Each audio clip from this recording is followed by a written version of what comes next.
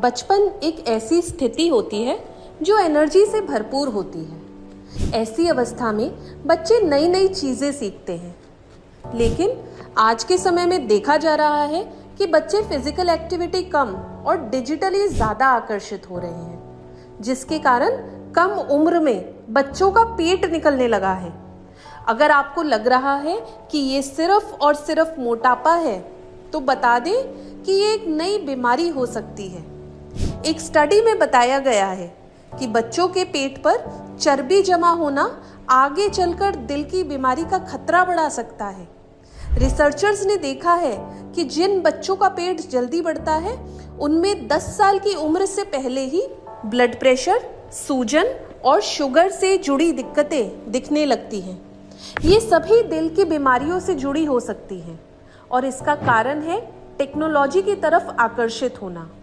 ऐसे बच्चे स्मार्टफोन और कंप्यूटर का खूब इस्तेमाल करते हैं, लेकिन फिर भी कई बार अकेलेपन, चिंता और तनाव से जूझते हैं। अब बात करते हैं कि बच्चों में मोटापे का प्रतिशत कितना है। एक सर्वे के मुताबिक भारत में 45% बच्चे ज़्यादा वजन वाले हैं। 28% बच्चे कोई भी फिजिकल एक्टिविटी नहीं करते हैं। 70% बच्चे 1 घंटे से भी कम समय बाहर खेलते हैं। 1998 में तो दिल्ली और चेन्नई में बहुत ही कम मोटे बच्चे थे, लेकिन अब मोटापा तेजी से बढ़ रहा है और यह एक गंभीर बीमारी बनता जा रहा है। अब इस बीमारी से बच्चों को क्या नुकसान हो सकता है, इस पर बात करते हैं। कम उम्र में मोटापा होने से शरीर और दिमाग दोनों पर बुरा असर पड़ता है। इससे लड़कियों में जल्दी पीरियड शुरू हो सकते हैं। इसके अलावा नींद की समस्या पैदा हो सकती है, सांस लेने में तकलीफ हो सकती है, फैटी लीवर की भी समस्या पैदा हो सकती है। टाइप 2 डायबिटीज की परेशानी का सामना करना पड़ सकता है। डायबिटीज, हाई ब्लड प्रेशर और दिल की बीमारी हो सकती है। तनाव, चिंता, डिप्रेशन और यहाँ तक कि कॉन्फिडेंस में भी कमी आ सकती है। बच्चों में ओबेसिटी की परेशानी पर ज़्यादा जानकारी के लिए हम फेलिक्स हॉस्पिटल गए, जहाँ हमारी मुलाकात जानी मानी पीडियाट्रिशियन डॉक्टर ऋचा शर्मा से हुई, जिन्होंने बच्चों में बढ़ती हुई इस गंभीर समस्या को आसान भाषा में बताया। पिछले 2 से 3 दशकों में चाइल्डहुड ओबेसिटी हमारे समाज में 24 टाइम्स बढ़ गई है। वैसे तो चाइल्डहुड ओबेसिटी की बहुत सारी वजह होती है, जैसे कि जेनेटिक डिसऑर्डर, हार्मोनल इम्बैलेंस, लेकिन अभी भी most common cause is lifestyle.